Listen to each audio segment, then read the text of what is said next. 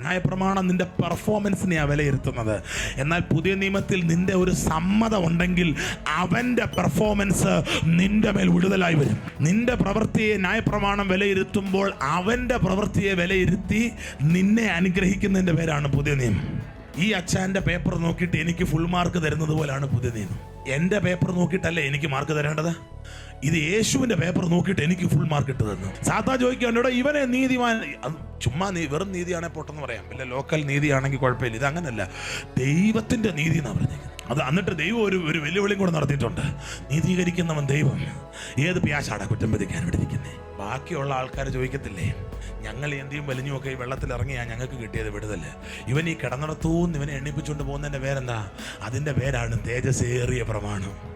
അതാ ഈ മോശയ്ക്കൊക്കെ നമ്മളോട് അസൂയ. ഈ ഏലിയാവിൻ്റെയൊക്കെ കാര്യം പറഞ്ഞാൽ നമ്മളോട് അവർക്ക് അസൂയാന്ന് ഞാൻ വിചാരിക്കുന്നു. കാരണം അവർ ദൂരവേ കൺപാർത്തതിലാണ് നമ്മൾ ജീവിക്കുന്നത്. നിങ്ങൾ കൃപയ്ക്കകത്തായിരിക്കുന്നത് കേട്ടോ. നിങ്ങൾക്ക് അനങ്ങാനൊക്കത്തില്ലെന്ന് കർത്താവിന് അറിയായിരുന്നു, അതുകൊണ്ടാണ് യേശുവിനെ അയച്ചത്. ആമേൻ. ഇവൻ അവിടെ നിന്ന് വെള്ളത്തിൽ ഇറങ്ങാൻ ഒക്കുകയില്ലെന്ന് അറിയാവുന്നതുകൊണ്ടാണ് കർത്താവ് അവിടെ ചെന്നവനെ വിടുവിച്ചത്.